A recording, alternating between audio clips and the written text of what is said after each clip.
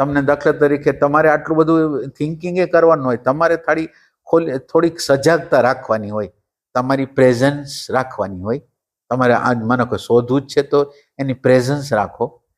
Presence તમારી જ્યારે હોય છે, પ્રેઝન્સ તમારી હોય છે એટલે પ્રેઝન્સની અંદર શું થાય, જે સામેવાળું જે વસ્તુ હોય તમને સ્પષ્ટ દેખાય. તમારી પ્રેઝન્સ હોય તો શું કરે,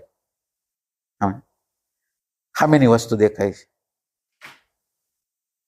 એટલે શરૂઆતની પ્રેઝન્સ છે એ સામેની વસ્તુને દેખાડે છે, એટલે પ્રકૃતિની વસ્તુને દેખાડે છે.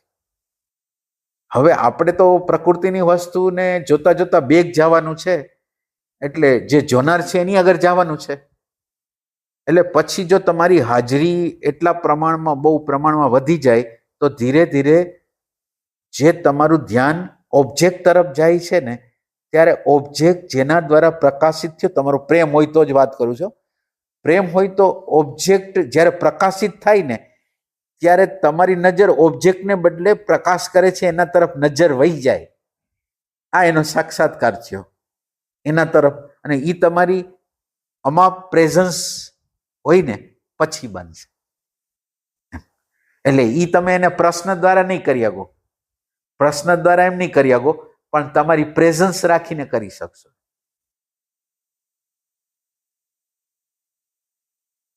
માનો કે ભૂખ લાગી તો એ ભૂખનો સંદેશો કોણે આપ્યો? બાયોલોજી, અંદરની બાયોલોજી સંદેશ આપ્યા. અંદરની બાયોલોજી કે આપણને એની પોતાની લેંગ્વેજ છે. જેમ ભૂખ, જેમ તરસ, જેમ ઊંઘ, એવી રીતે એનો સંદેશો એને બાયોલોજીએ તમારા સ્ક્રીન ઉપર સંદેશો આપ્યો. હવે એ સંદેશો આપ્યો વાંચો કોણે? એટલે વાંચવા વાળા તરફ તમારી નજર નથી જાતી, સંદેશો આ ઉપર તમારી નજર જાય છે. એટલે હવે જો તમે એક તરફ જુઓ તો છોકરી દેખાતી હોય ને એક તરફ આમ જુઓ તો ડોસીમાં દેખાય. આમ ખાલી તમારી જોવાની નજરિયા બદલી નાખી. એમ એક જોવાની નજરિયા હતી કે આ જે પ્રકાશિત થતું હતું એને જોતા હતા, એને બદલે આને જોવાનું. પણ એ માગે પ્રેમ. તમને જે દ્રષ્ટા છે, જે પ્રકાશ કરે છે, એને જોવાની ઝંખ ના જાગે અને તમારી પ્રેઝન્સ એટલી બધી તમે નોંધાવી દો અંદર તો થાય.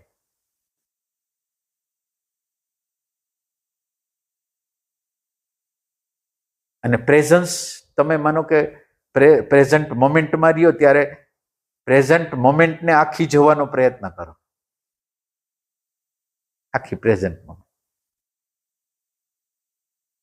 એના દ્વારા મૂંઝારો આવશે અને મૂંઝારામાંથી કંઈક થશે. એમાં શું થાય, પ્રેઝન્ટ મોમેન્ટને તો આપણે પ્રેઝન્ટ મોમેન્ટને તપાસતા નથી. આપણે કોને તપાસી છીએ? પ્રેઝન્ટ મોમેન્ટ જેને પ્રકાશે છે એને જોઈશે. પ્રેઝન્ટ મોમેન્ટ છે એ શું છે એ તો વાત જ નથી આપણા જીવનની. પ્રેઝન્ટ મોમેન્ટમાં આવ્યા અને પ્રકાશિત વસ્તુ થઈ ગઈ, હું રાજી થઈ ગયો, હવે મારે ઓને જોવાની જરૂર જ નથી. રાજી થઈ ગયો, મને દેખાઈ ગયું. હવે એ વસ્તુ ત્યાં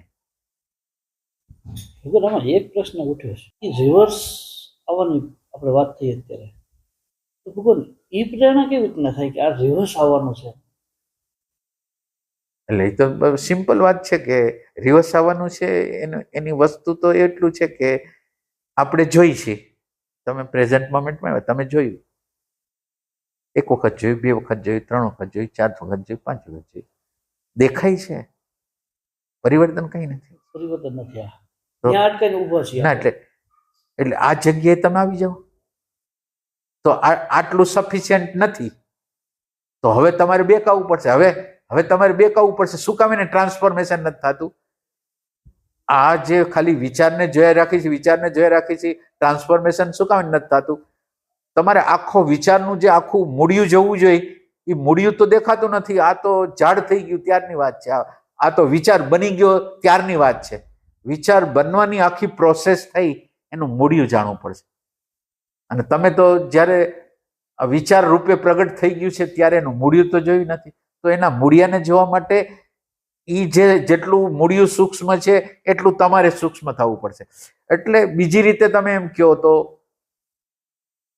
આ વિચાર છે ના, કોઈ પણ ના, એટલે તમે આ વસ્તુને માનતા નહીં, પણ તમે એને ઇન્ક્વાયર કરજો કે વિચાર જે આવ્યો, કોઈ પણ પ્રકારનો વિચાર આવ્યો, માનો કે તમને ખરાબ વિચાર આવ્યા ધ્યાનમાં, આવું ખોટે ખોટા અને નેગેટિવ ને બધા વિચાર આવ્યા, તો શું થાય?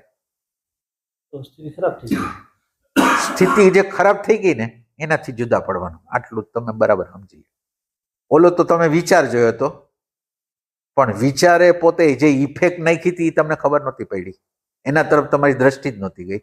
તો આ બીજો વિભાગ શરૂ થાય કે વિચારે એક ઇફેક્ટ પેદા કરી છે, સુખદ દુઃખદ, હા ના ને સ્થિતિ એક નિર્માણ કરી છે. એ સ્થિતિથી તમે સેપરેશન કરો. હવે આ બીજું સ્ટેપ છે, એટલે એવી રીતે તમને સ્ટેપ મળશે. અને ત્રીજા સ્ટેપે જ્યારે તમે ઇમેજને જોશો ને, તો ઇમેજ છે એની અંદર કોઈ પ્રકારનો પાવર નહીં હોય. ત્રીજા સ્ટેપની અંદર ઇમેજ દેખાવાની છે. હવે ઇમેજની અંદર જે દારૂગોળા ભરેલા હતા ને, ગમા અણગમાના બધા દારૂગોળા, એ દારૂગોળા ત્યાં નીકળી ગયા. અને હવે જે ઇમેજને જોશો ને, એટલે તમને ખ્યાલ આવશે કે આ કલ્પના સિવાય કાંઈ નથી, એટલે હાવ શુલ્લક. હા, તો ત્યાંથી નિવૃત્તિ થશે. એટલે આ 3 સ્ટેપે છે. અને એક ચોથું સ્ટેપ છે કે જે કોન્શિયસનેસને ટચ કરવાનું છે, એ છે એની હારે હારે. એટલે જેમ જેમ તમે પાછળ જાશો એટલા અંશમાં તમે આત્માની વધારે નજીક આવશો. પાછળ જાશો આત્માની, મૌનની વધારે નજીક આવશો.